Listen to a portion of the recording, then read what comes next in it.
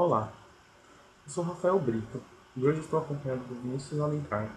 Ambos somos estudantes de administração da Universidade Federal de São Paulo, do campus Osasco, e vamos falar um pouco sobre tributos, taxas e impostos no Brasil.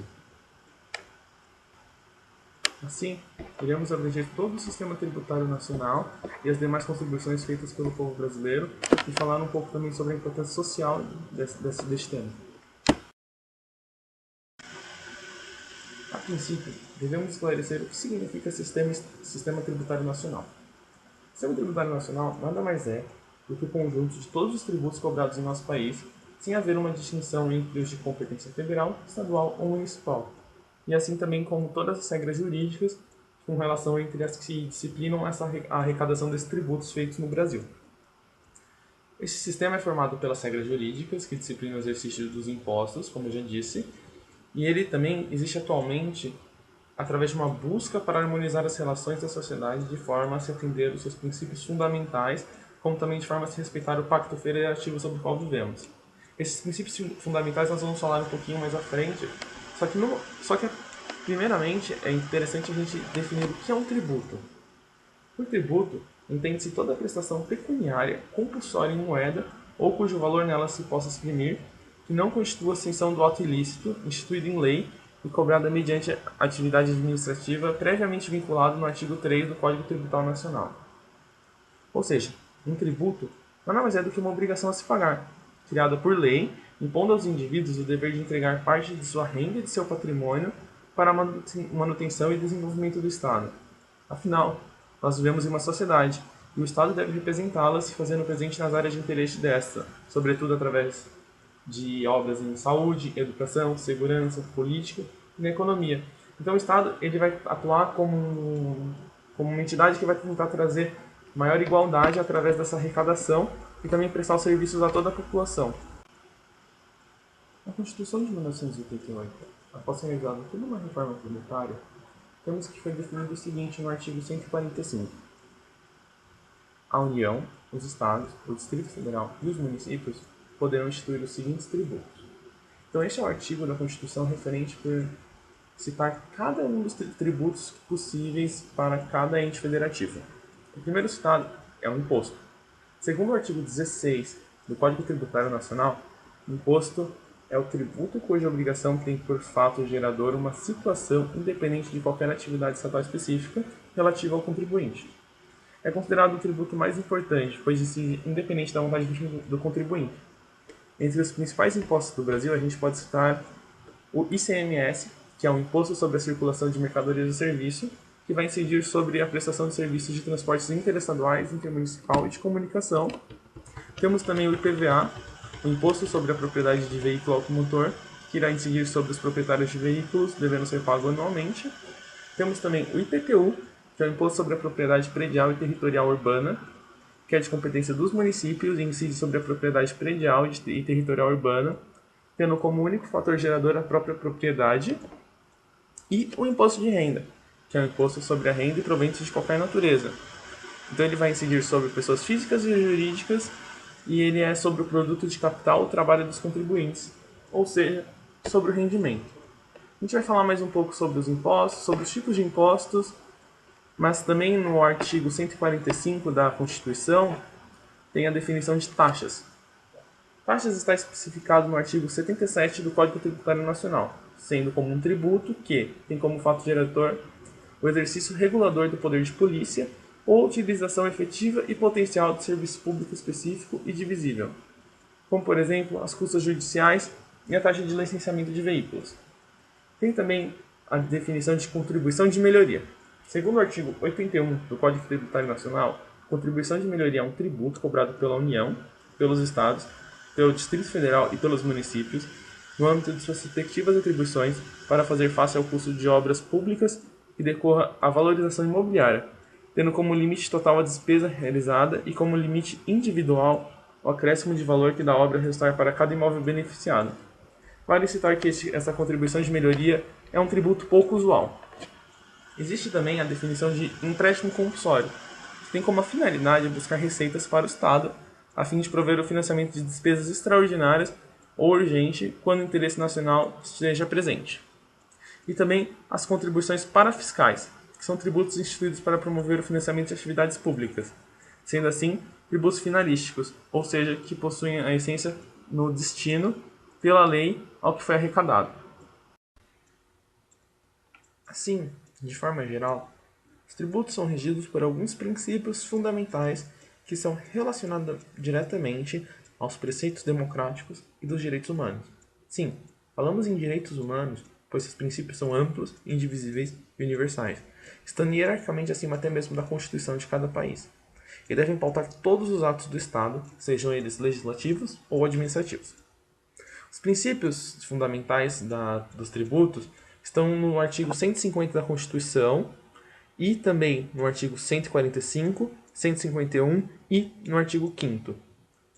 Os principais que nós podemos citar são o da legalidade, que diz o seguinte: impostos só podem ser cobrados ou aumentados se estiverem previstos em uma lei. O princípio da isonomia, que diz que não podem haver tratamento desigual entre contribuintes em situações equivalentes. O princípio da irretroatividade, que afirma que a cobrança do imposto só pode ser feita após sua aprovação, não podendo ser cobrado de forma retroativa. O que seria esse retroativo que ele diz? Seriam por períodos anteriores à aprovação desse imposto. O princípio da anterioridade, que diz que os impostos só podem ser cobrados a partir do ano seguinte à sua aprovação. O princípio da capacidade, que diz que a tributação deve levar em consideração a capacidade econômica dos contribuintes, não podendo assim então ser abusiva. O princípio da uniformidade, que diz que os tributos recolhidos pela União devem ser iguais para todas as regiões do país.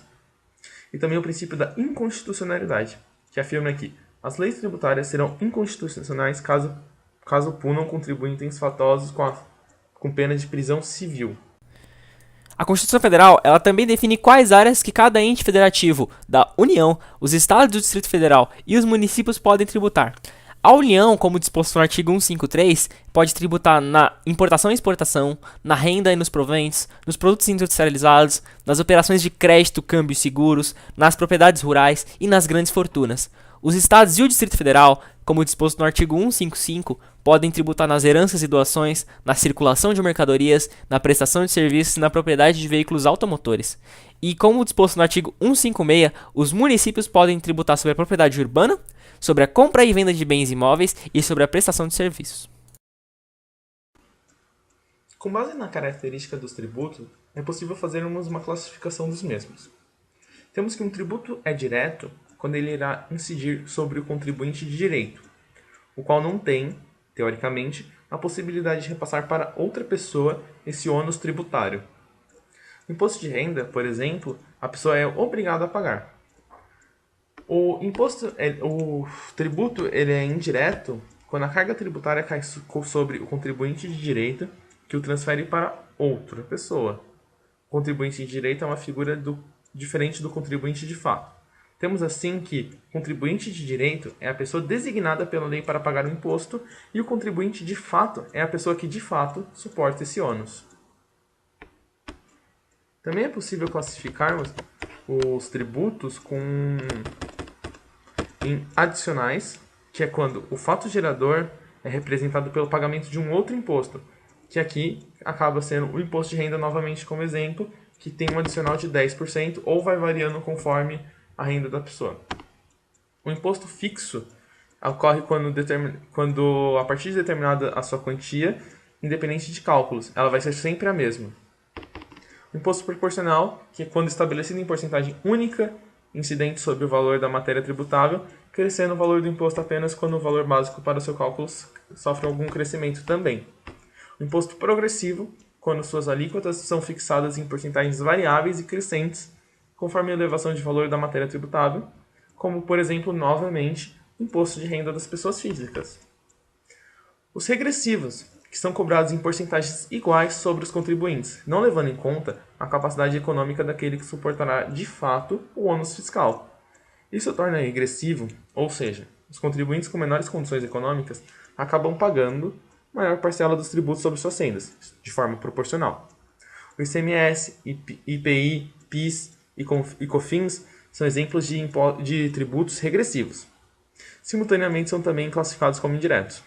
Atualmente, no Brasil, a grande maioria dos tributos é de natureza regressiva, o que implica em enorme injustiça social, que faz com que ricos paguem proporcionalmente a renda bem menos tributos que a população mais pobre, o que acaba indo contra um dos princípios tributários um dos princípios dos tributos. O imposto ele também pode ser real, que é um imposto baseado em bens físicos.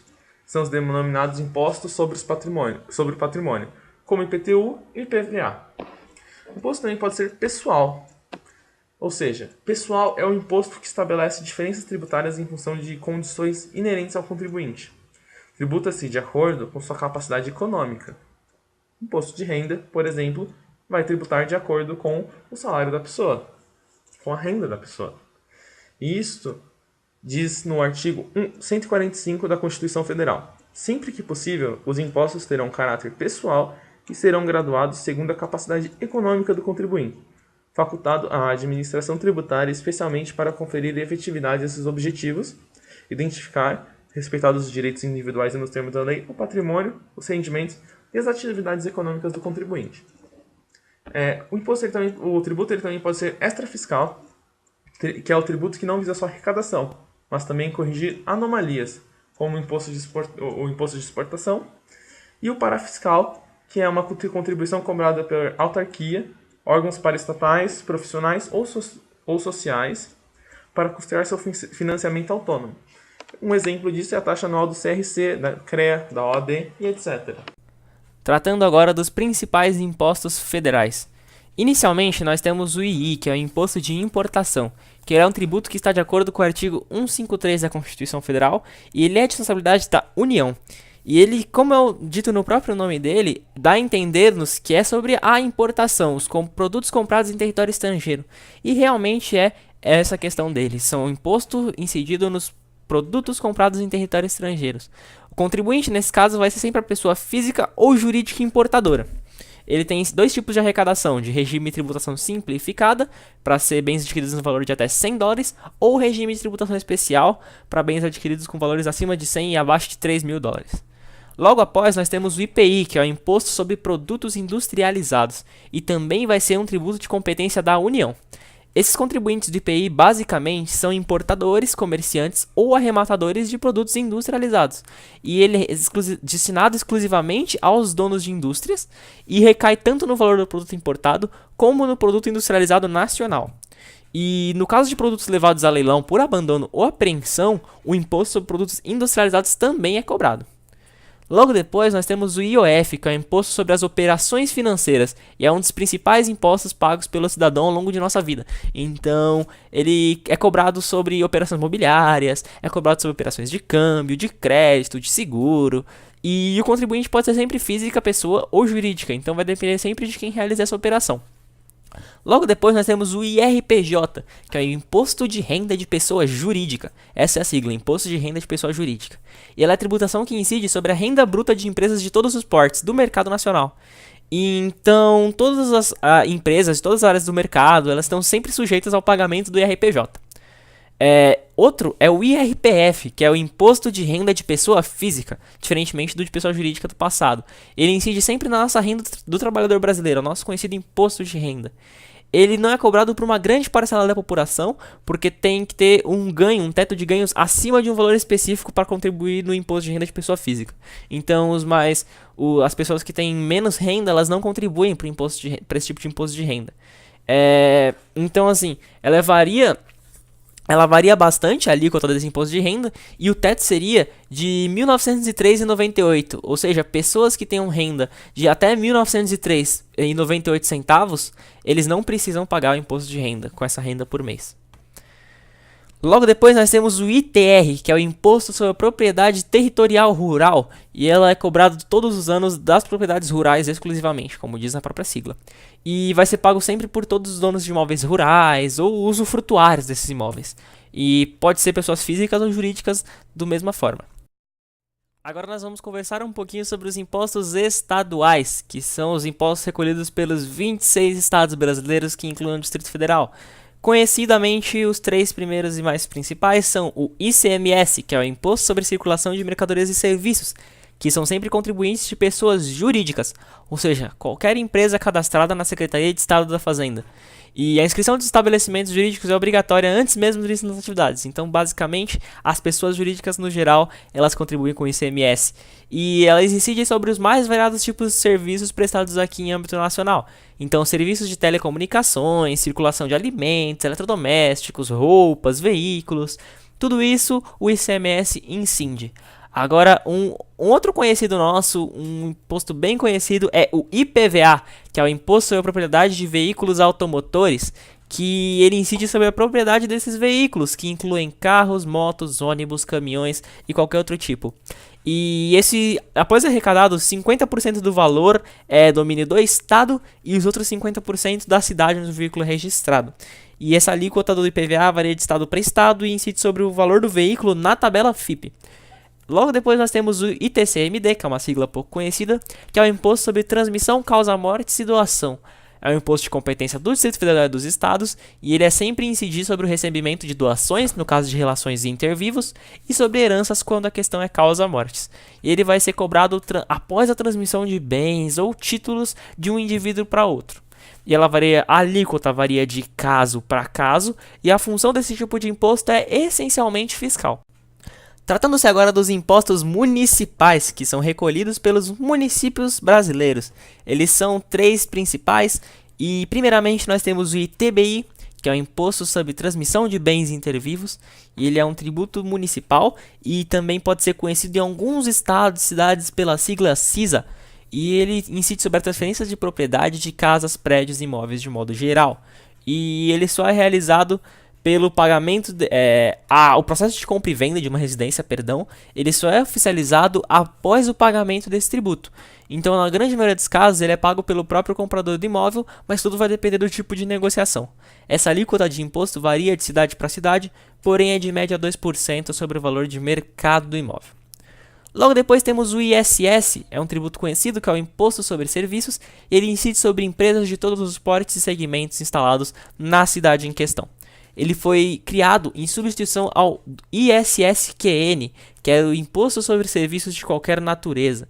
E a alíquota mínima de cobrança é de 2% com base nos rendimentos brutos da empresa. E então, os municípios brasileiros têm essa alíquota fixada em 2%, mas normalmente a alíquota é um pouco maior do que isso. Os municípios que têm essa alíquota fixada em 2%, eles têm com o motivo de estimular a prestação de determinados serviços, como é o caso dos serviços na área de informática em alguns municípios, que a alíquota é desse preço. Logo depois nós temos o IPTU, que é o Imposto sobre a Propriedade Predial e Territorial Urbana, e ele incide sobre a propriedade de qualquer tipo de imóvel. Isso vai incluir as residências, parques industriais, prédios comerciais, chácaras, terrenos, qualquer espaço dentro da propriedade de qualquer imóvel. Essa base de cálculo vai depender do valor venal do imóvel. O que é o valor venal? O valor de mercado que ele vai ser comercializado.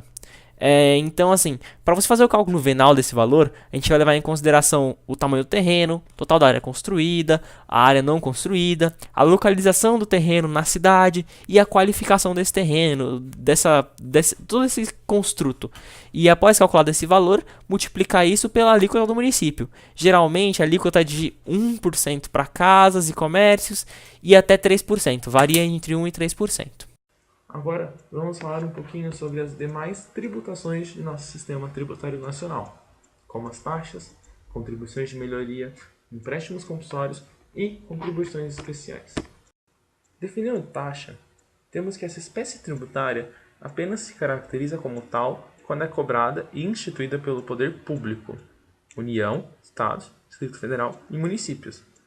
A taxa, como um tributo, sempre pressupõe a existência de uma atividade pública, ou seja, que tem iniciativa do poder público, segundo o artigo 145 da Constituição Federal e artigo 77 do Código Tributário Nacional. As taxas podem ser exigidas dos cidadãos em duas situações. A primeira, quando o poder público prestar ao contribuinte um serviço público específico e divisível. Neste caso, denominamos de taxa de serviço. Ou então, na segunda situação, quando houver o exercício regular do poder de polícia. Vamos explicar um pouquinho de cada um desses dois. Serviço público é todo aquele prestado pelo poder público em prol da coletividade a fim de promover o bem-estar social. Normalmente, ele é prestado pelo próprio Estado através de seus servidores, mas pode ocorrer uma delegação. Aí, o serviço é prestado por um particular, normalmente uma empresa, contudo, permanece o caráter público daquele serviço. Em relação à segunda situação, do poder de polícia, não se deve confundir o poder de polícia com o poder da polícia. As taxas decorrentes do poder regular de polícia não se prestam a financiar as despesas com polícia militar, civil ou federal, mas sim as decorrentes do poder de polícia, que não necessariamente será instituído por alguma dessas instituições. Poder de polícia traz a ideia de fiscalização. Quando um cidadão exercer determinada atividade da qual mereça alguma regulação por parte do poder público, como dos restaurantes ou serviços de telefonia, por exemplo, e for vigiado por algum órgão público competente, poderá ser exigida dele uma taxa em razão dessa fiscalização. Normalmente esse poder é exercido por agências reguladoras, como a Anvisa ou a Anatel, por exemplo. A taxa se diferencia do imposto, pois quando paga-se uma taxa, em contrapartidas, tem-se a prestação de serviço público. Pagar uma taxa para realizar passaporte, ou ainda, pagar uma taxa para estabelecer uma danceteria, um restaurante ou uma lanchonete, como por exemplo. Ao contrário dos impostos, as taxas têm um destino pré-determinado. Sabendo que elas se prestam a financiar um serviço público específico e divisível, ou exercício regular do poder de polícia, o produto de sua arrecadação é destinado ao órgão que fornece o serviço ou exerce o poder de polícia, a fim sempre de suprir essas despesas causadas. Algumas taxas que podemos citar é a taxa de emissão de documento, níveis municipais, estaduais e federais, como por exemplo, para a emissão da carteira de identidade ou o nosso RG. A taxa de licenciamento anual de veículo, que é cobrada para gerar anualmente o novo documento do veículo, ou a taxa do registro de comércio, que é uma taxa cobrada para registro do contrato social de uma empresa. Então, em exemplos de contribuição de melhoria, é apenas um exemplo de ilustração, porque são várias as possibilidades da contribuição de melhoria, quando o governo realiza uma obra de melhoria de mobilidade urbana. Mas, a título de curiosidade, na mobilidade urbana, o asfaltar uma rua é considerado uma melhoria. Agora, o recapeamento não é considerado, uma vez que já foi cobrado a melhoria, já foi cobrado a contribuição na primeira execução, quando foi realmente feito o asfalto. O recapeamento é considerado apenas conservação da via pública. Mas esses tipos de obra de melhoria, elas sempre vão incitar essa contribuição de melhoria aos contribuintes. Ela é sempre cálculo baseado na diferença do valor venal antes e após a realização da obra pública. Essa é a base de cálculo dessa contribuição de melhoria. Em relação aos empréstimos compulsórios, como o próprio nome já diz, esse tributo nada mais é do que um empréstimo obrigatório forçado à população.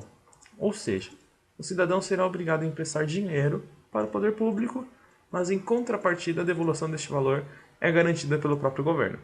Em primeiro lugar, apenas a União Federal, o governo federal, tem autorização para instituí-lo. Outra peculiaridade deste tributo é que ele deve ser criado por meio de lei complementar, que necessita da maioria absoluta dos membros da Câmara dos Deputados e do Senado Federal para ser aprovado. De acordo com o artigo 148 da Constituição Federal, esses tributos somente podem ser criados diante de situações específicas, guerra externa ou iminência de uma guerra externa e calamidade pública ou investimentos públicos de caráter relevante. E a aplicação dos recursos provenientes de sua arrecadação é vinculada à despesa correspondente que justificou sua instituição. O artigo 148 afirma o seguinte: a União, mediante lei complementar, poderá instituir empréstimos compulsórios. Primeiro, para atender a despesas extraordinárias decorrentes de calamidade pública, de guerra externa ou de sua iminência. Segundo, no caso de investimento público de caráter urgente e de relevante interesse nacional, observado o disposto no artigo 150. Parágrafo único diz o seguinte: a aplicação dos recursos provenientes de empréstimos compulsórios será vinculada à despesa que fundamentou sua instituição. Exemplos desse tipo de tributo foram os empréstimos compulsórios realizados durante o Plano Collor, em que as poupanças dos brasileiros foram confiscadas como empréstimo para o governo. Assim, temos que este tributo ele é pouquíssimo usual. A calamidade do empréstimo compulsório decorre de algum fenômeno da natureza, como maremotos, enchentes, ciclones e tornados, por exemplo. e deve ser algo fora da normalidade. Por isso, a seca do sertão nordestino não é suficiente para autorizar a criação de um empréstimo compulsório por calamidade, por exemplo, já que este é uma realidade da região. Além disso, a calamidade deve ser em âmbito nacional, uma vez que se trata de um tributo federal. E assim, é o motivo pelo qual as catástrofes que ocorreram apenas em determinados municípios ou em certos estados não são suficientes. Em razão disso, nem mesmo o recente rompimento da barragem de Mariana, que atingiu o estado de Minas Gerais e do Espírito Santo, seria suficiente, pois trata de uma tragédia regional. Despesas extraordinárias, com guerra externa ou sua ameaça, é a segunda hipótese que autoriza a criação desse empréstimo compulsório. Por guerra externa, se entende o conflito internacional armado. Essa hipótese apenas ocorrerá em caso de outro país ameaçar ou declarar guerra contra o Estado brasileiro, pois o Brasil pesa pela defesa da paz, o que em princípio impossibilita que declaremos ou ameacemos os estrangeiros à guerra. Apenas nos valemos dela para se defender de agressão externa. Também por isso, conflitos internos não se encaixam nessa hipótese. Sobre a hipótese de investimento público de caráter urgente e relevante, não há muito o que ser dito, pois como o seu próprio nome já diz, seria um caso de uma aplicação de importância para a nação brasileira, que necessita de um capital que será arrecadado dentro de 8 anos, por exemplo, mas que a União precise desse dinheiro em um prazo mais curto do que o que será devolvido. Agora, tratando-se de exemplos de contribuição especial. A contribuição especial, esse tributo, resultado da arrecadação e destinado ao financiamento da Seguridade Social, que vai incluir assistência social, previdência social e saúdes, temos aqui algumas principais contribuições infelizmente até conhecidas pela população. Inicialmente temos o INSS e o PIS/PASEP, que são contribuições muito conhecidas pelo público em geral. Também temos o COFINS, que também é uma contribuição especial, e também temos as contribuições ao Sistema S. O que seria Sistema S? Abrange Senai, SESI, Sebrae, SESC, SEST, etc. Então, todos esses tipos de contribuições são contribuições que estão corriqueiras no nosso dia a dia e na nossa legislação tributária é classificada como contribuição especial e serve de um exemplo aqui para o nosso trabalho. Então, tendo agora as considerações finais do nosso trabalho sobre tributos, impostos, taxas e contribuições aqui no Brasil. Bem, como elas são vistas na ótica da contabilidade gerencial? Bem, cada um dos desembolsos com os tributos, todos os impostos, essas contribuições, eles vão ser tratados em algum ponto específico do processo de composição dos demonstrativos financeiros e dos pagamentos das taxas. Então esses impostos, eles são eles são diretamente associados à venda, então eles vão ser absorvidos no cálculo da receita líquida. E outros impostos eles vão ser absorvidos, outras taxas, em outros momentos da contabilidade gerencial. E, por exemplo, as taxas eles vão ser pagos de forma pontual, por algum serviço específico.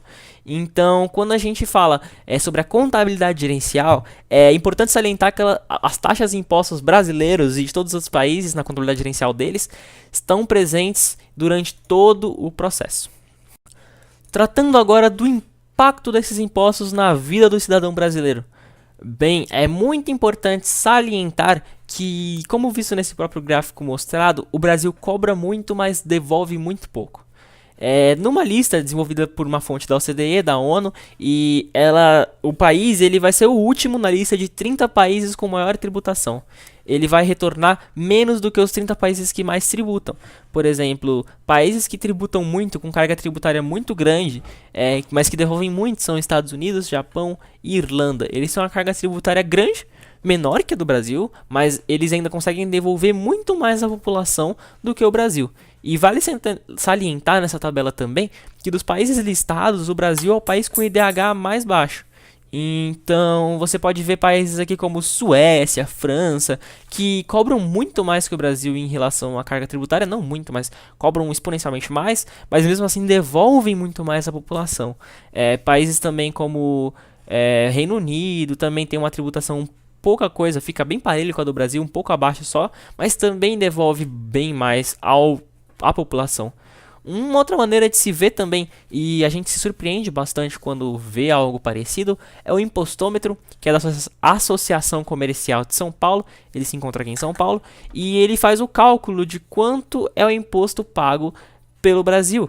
E sempre que a gente vê no impostômetro, você pode acessar ele no próprio site do impostômetro, você pode ver esse cálculo, você pode ver esse número crescendo mais e mais, e ele cresce de maneira muito grande. Então ele sempre nos surpreende ao ver o quanto de dinheiro é pago pelo cidadão brasileiro, e a gente fica bem frustrado quando percebe que esse retorno não é tão grande quanto ele deveria ser, quanto ele deveria representar para o Brasil.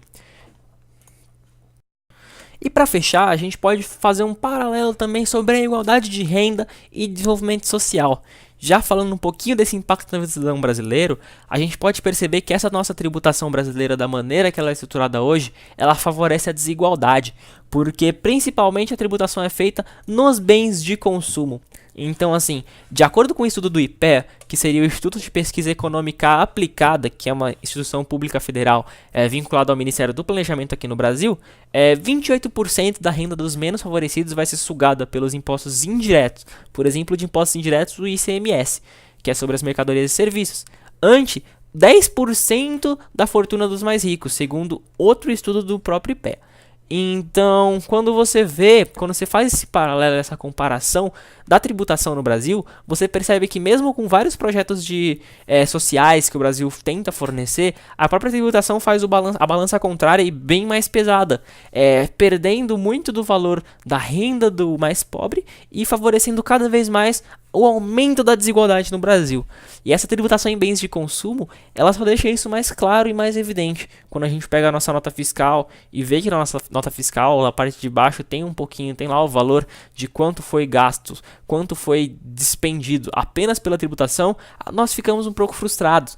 E quanto mais isso for corrigido, quanto antes isso for corrigido, é muito mais interessante para desfavorecer a desigualdade e caminhar cada vez mais para um mundo um pouco mais justo na medida das tributações do Brasil também.